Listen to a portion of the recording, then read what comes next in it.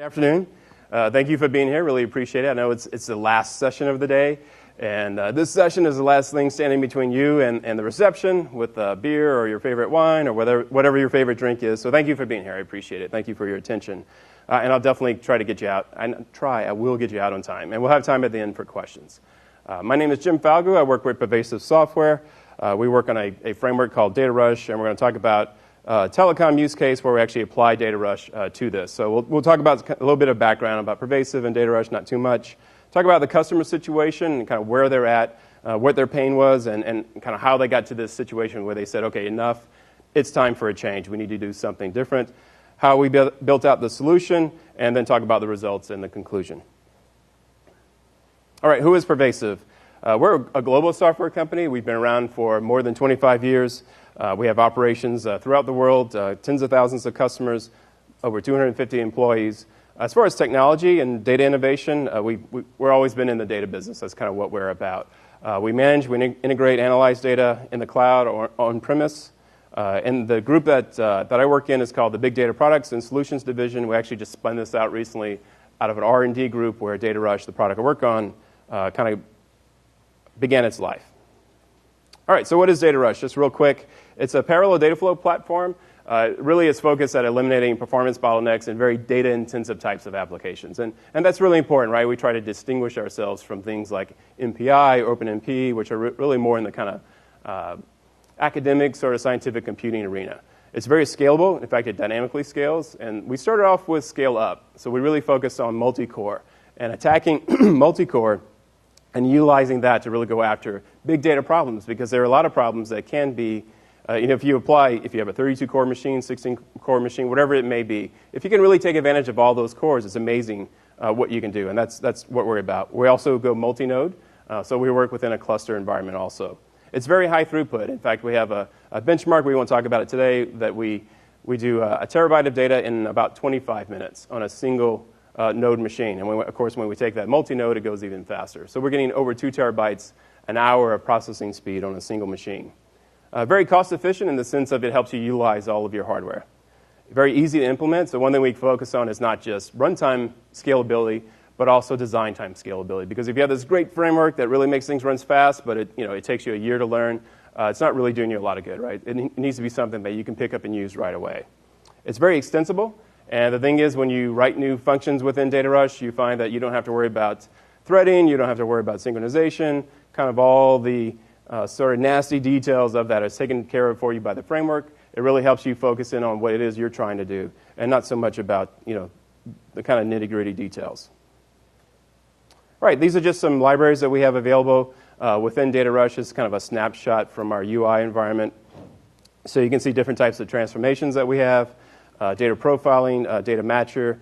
The data matcher is based on different fuzzy matching types of algorithms, and all of that, again, built on top of our Data Rush engine, data flow engine. Different analytics that we built on top of Data Rush. We tried to kind of do a broad brush, association rules, different classifiers such as decision tree, k-nearest neighbor, naive Bayes, clustering, feature selection, different types of regression. So again, just trying to kind of cover the general bases of different types of data mining algorithms. All right, so let's jump into this telecom company that we're working with Data Rush. The company is a commercial and residential telecom company, which means their customers may not actually be residents making a phone call, but may actually be other commercial telecom companies that are using them as a routing, kind of as a middleman. They also have vendors, excuse me, that, sorry about that.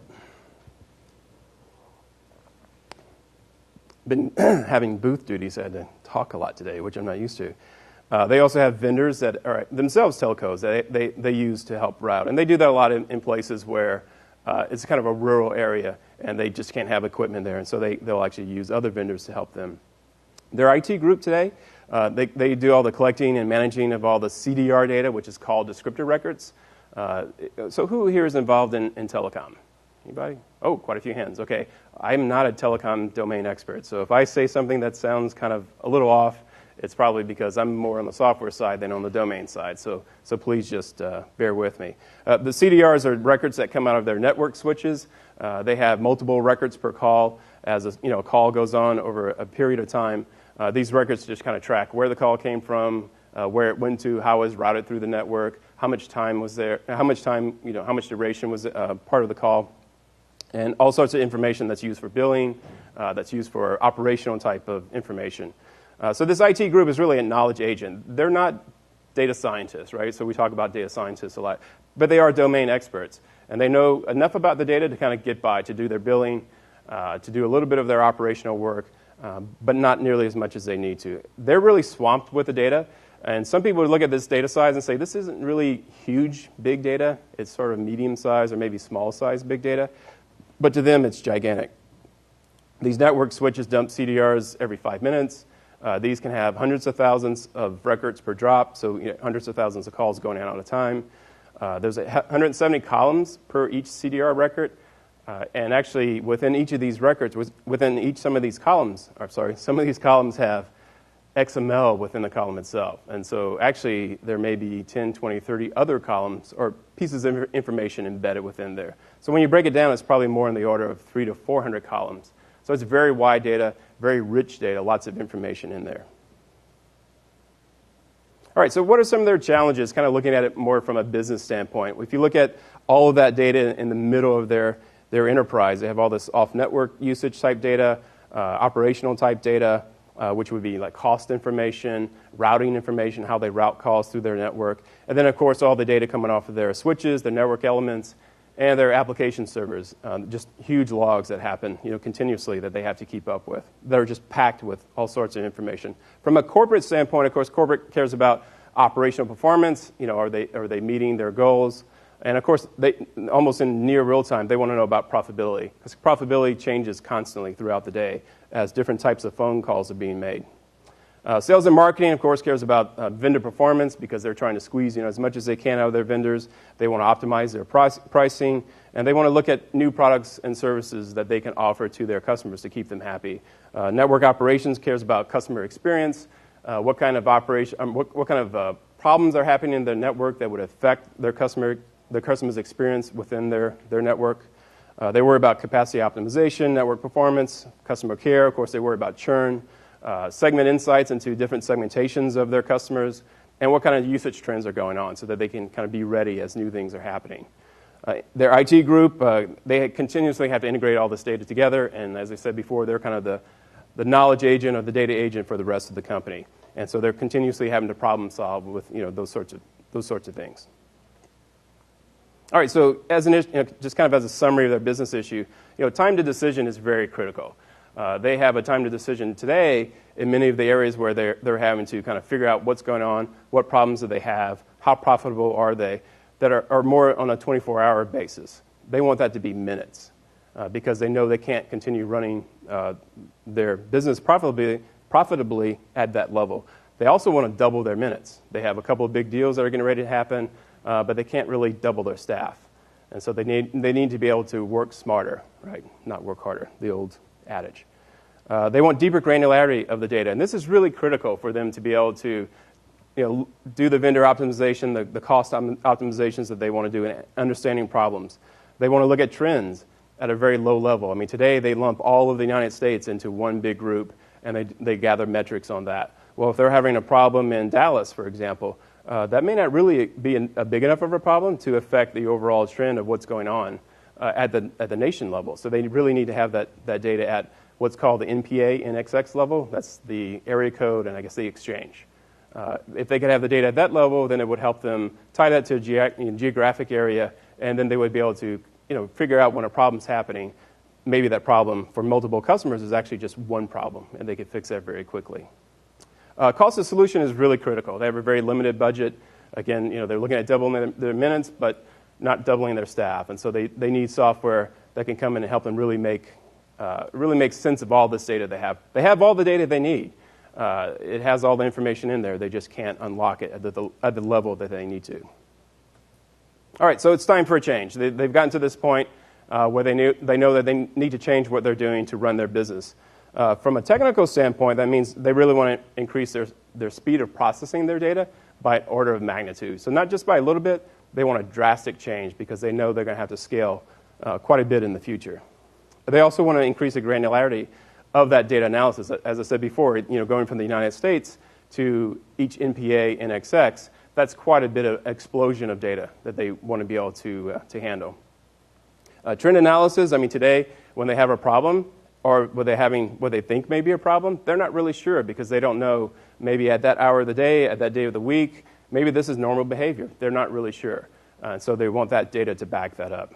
Predictive analytics type of capabilities to help them predict, for capacity, to help them figure out like when problems are happening, what sorts of situations are really problems, and a richer visual experience, right? They don't just need more tabular reports.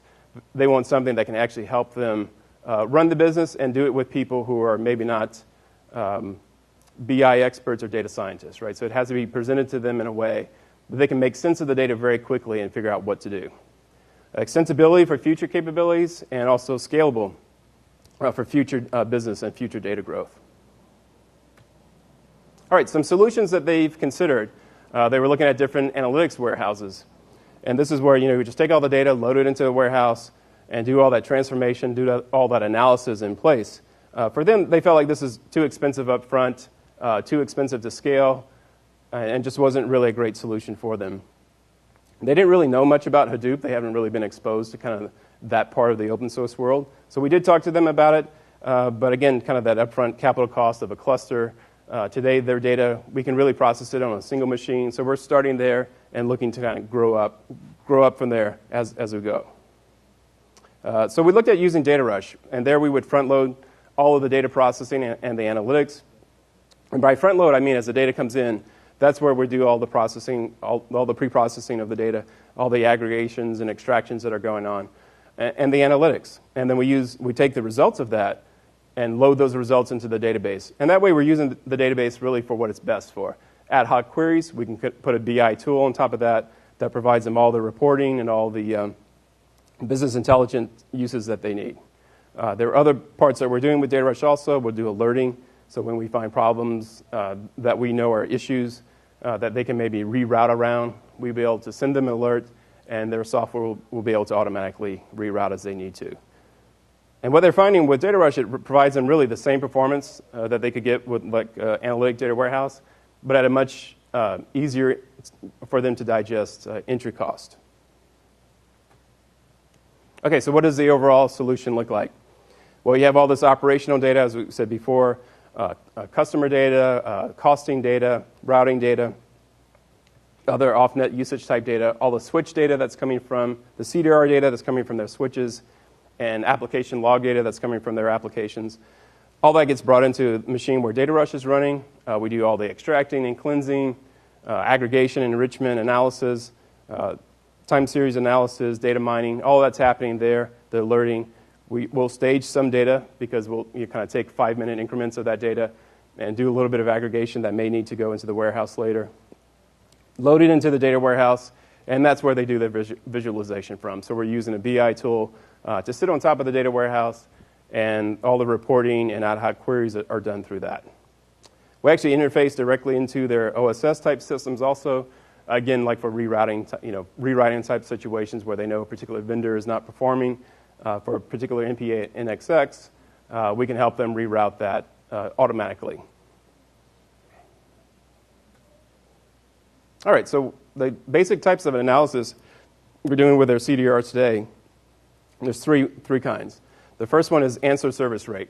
And this is really simply the calls that are completed versus the number of attempts that were made. So if your ASR is very low, that means you're actually completing very few calls that people are making. And so that's bad. Today, they calculate ASR at the whole U.S. level, right? So they want to be able to break that down at a much lower level of granularity. Post-dial delay, so that's that delay, when you make a phone call and you're waiting for the phone to ring. It's kind of the call is sort of working its way through the network. That's what that post-dial delay. It is annoying, and people will hang up if it's too long. And so they always want to keep their post-dial delay, as small as possible. Opportunity monitor is an opportunity cost of vendor routing.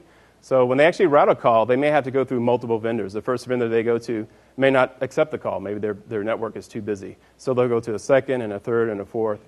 That's defined by their routing.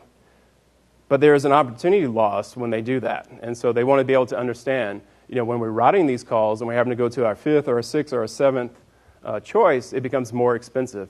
And there becomes a point where they're actually losing money on calls. And today they can't really collect that data. And so they're sort of using almost human intuition to look at these situations to figure out how they should cost things. They can't really optimize that. And so we're going to be able to break down the information at a level that will allow them to do that. And so we also do trend information of these three different metrics and also correlations. So they can see when these things are correlated and when they're not. And when they are correlated, how can they use one to help them affect the other. There are other quality measures that we're doing, call duration, which is really important because, again, if someone gets on a line and it's a really bad quality call, what's the first thing you do? Hey, I'll call you right back, and you hang up. And maybe that call gets routed not through this telecom provider, and they lost some call, they lost some minutes. And so, of course, if they see really short calls, lots of really short calls on a particular vendor, on a particular NPA and XX, then they know that there's a quality problem there. And so there's certain things that they can do to help that. Jitter would be a metric that's measured like for IP-type traffic, where you're doing voice over IP. If there's a lot of jitter, you kind of hear that crazy echo when you're making a call. And again, that affects call quality. These are just a few of the analysis that we're doing today. These are the analysis that we're doing today that we enabled very quickly. And in fact, when we were able to add this within a few weeks of working with them, which they were kind of astounded with, because when they first implemented these things, it took them quite a while, like several months, to get them implemented and put into place. And we came in, and of course we had the we had the advantage of they'd gone through this before. They knew exactly what needed to be done. So our services group wrote the data rush code and implemented these metrics very quickly. They were very excited about that. Okay, this is a GUI environment that we integrate with to build data rush applications. In fact, I wanted to run a demo of this. Let me see if I was able to get onto our machine. Oops, sorry.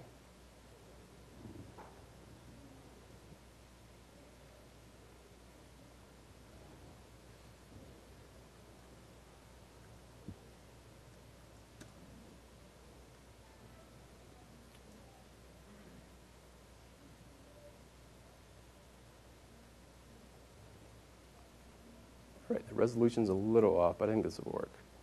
Okay, so this is actually a post-dial delay calculation that we're doing. So we're reading in the CDR data directly. We're filtering rows because we only want to look at successful calls. Doing a substring so we can pull out things like the dial code. Computing the ingress and the egress time difference. So ingress is as a call first came in. Egress is as a call was connected. And pulling again out the egress dial code and then grouping the data together. And again, this is grouping the data at a level that allows them to look at ingress, egress, and NPA and XX level PDD. So again, this was a visual design. So this is using data rush underneath the covers. And we'll just click run. And what's happening is a data flow graph is created within data rush. So it's using our engine underneath. And all of these components are running in parallel. So you can see as you have a multi-core machine, these are able to take advantage of it. This is running on a 4-core desktop back in Austin, sitting on my desk. So it's not the biggest machine that we can use, right? If I run this on a larger machine with better I/O, it will just run faster. But we ran through about 500,000, about 500,000 rows of CDR data, and we're doing this analysis on it, and it ran in, maybe 15, 20 seconds. So again, if I throw this on a bigger machine, it's just going to run faster. And if next year they buy, machines with more cores on it, it will just run faster again.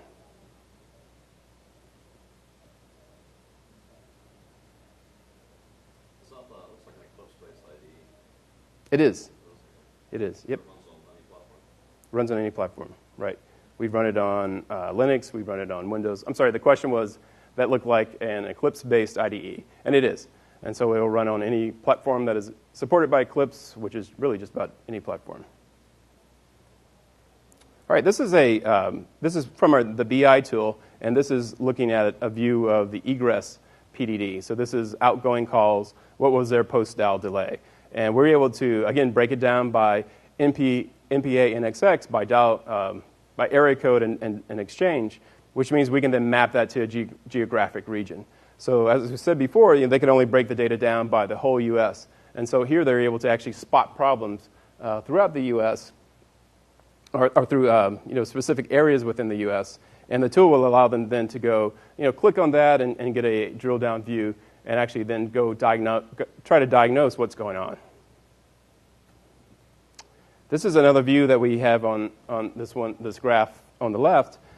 It's egress trunk group, the worst PDD. So these are the worst offenders by egress trunk group. And then again, you're able to kind of click on that. So these are the top 10 offenders, so to speak, with the longest post-dial delay. You can see it all the way from almost 7 seconds. I'm sorry. That's actually the trunk group. This is an aggregation. Okay, sorry. I was thinking that was seconds. So you can actually then click on a particular trunk group, like you can click on this 6039, and then you get a drill down that shows the actual aggregation records that happened within that time period by MPA and XX. You can even drill down lower. So you can look at the ASR, you can look at different metrics here, and again, that helps them very quickly kind of drill through the data and figure out what's going on. This is enabled, again, by doing all that work, all that pre-aggregation work up front using Data Rush. All right, so what were the results? Well, the performance, we're running the recurring CDR processing, that thing that happens every 5 minutes when the files are dropped. That runs in seconds. And this includes all this increased data analysis. This includes doing the data at a much lower level of granularity. And this leaves them a lot of headroom for much larger data volumes. And so they look at that and they go, okay, well, we know that we can just keep throwing more data at this, and it's running in seconds, so there's plenty of time. There's plenty of time to handle a larger load of data. We increase the data granularity, again, down to the egress trunk group level and the MPA and XX level. And again, this is all in near real time. So this allows them to take a look at the data that used to take them over a day to process, and they're looking at it in near real time.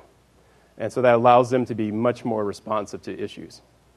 And we're capturing data for trend analysis, and so we're actually doing a lot of time series analysis that allows them to see kind of what should they expect.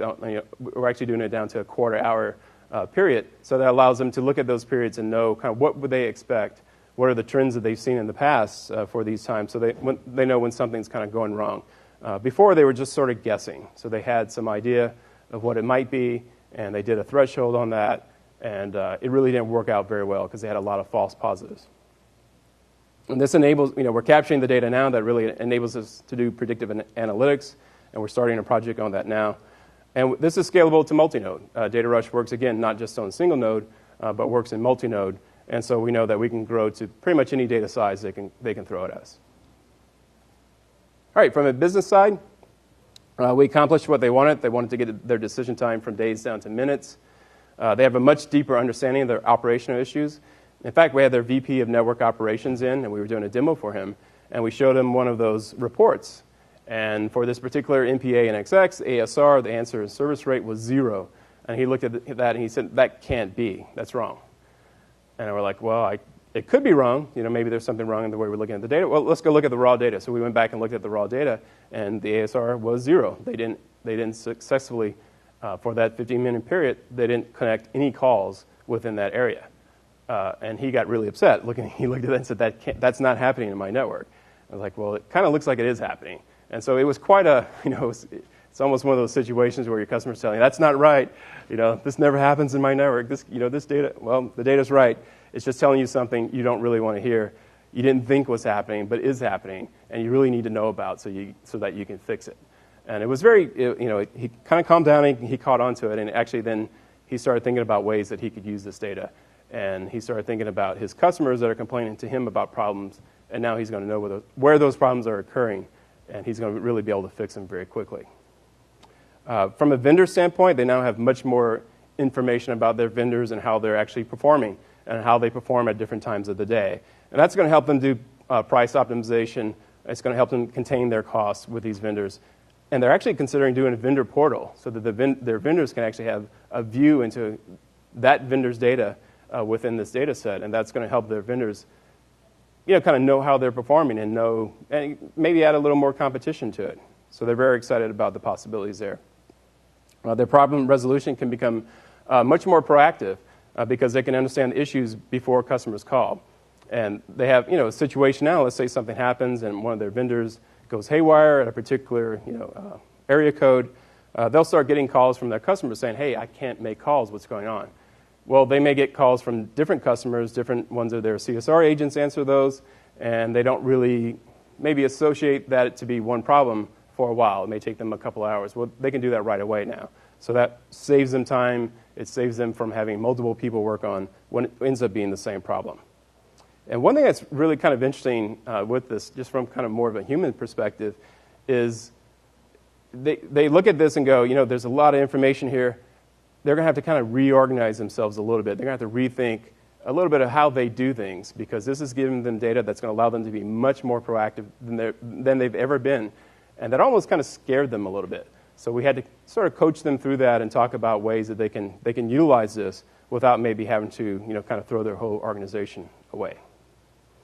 And they're much more open to data mining of their historical data. As we looked at this data and they started to see things that they didn't know were there before, they started wondering, well, I wonder, this problem we had last month, I wonder if that was the issue. So we're going to give them the capability to load up to, I think, we were loading a month's worth of data. Next week, we're looking at loading more than a year's worth of data so that we can do this trend analysis and have them be able to look back and do a retrospective look of their data, which is, in the end, it's about a terabyte of data a month. Maybe a little bit more, maybe a little bit less, depending on how many minutes they get that month. So it's quite a bit of data. All right, a few lessons learned. Commodity hardware is really capable. So when we first talked to them and we were talking to them about 32-core machines, 40-core machines, they thought these were going to be multi-$100,000 machine cost. The particular machine we're working with them on costs about $15,000. And they were just floored by just how cheap that is and how commoditized it's become. For loading of the data processing, it allows the database to be used really for what it's meant to be used, right? An ad hoc query engine works great with the BI tool. Visual design is important. Not everyone is a data scientist. Their IT group definitely is. The IT group's customers definitely aren't. So we have to make sure that we always think about them and think about where they're coming from and what they understand and what's really actionable to them. And we really had to kind of teach our client about the potential of their data. They didn't really, at times, understand, kind of goes back to the data mining part. At times, they didn't really understand what was available to them and what kind of information can be gleaned from their data. So being able to explain the results, being able to explain the capabilities of data mining is really important. All right, so future, we're looking at adding a couple of additional modules, fraud detection, customer churn, a few others. Scalability options, as I said before, we can move to a cluster-based solution very easily to support data scalability. We're also looking at utilizing HBase, and this would be where we just dump the raw CDR data into. And because HBase is very good at temporal data, that would allow us to kind of do a retrospective analysis within a specific time range. Because there are times where they know they had a serious problem, and they kind of want to go back and do deeper analysis on that. And so this would allow them to do that. Variability, we want to support different network switches as we go forward also. All right, we're based in Austin. We love it there. We're hiring, so if anybody's interested in working in Austin and working with a big data team that's doing some pretty cool stuff, would love to hear from you. There's my email address, jfalgu@pervasive.com, and I got you done on time. It's 5:30. So any questions?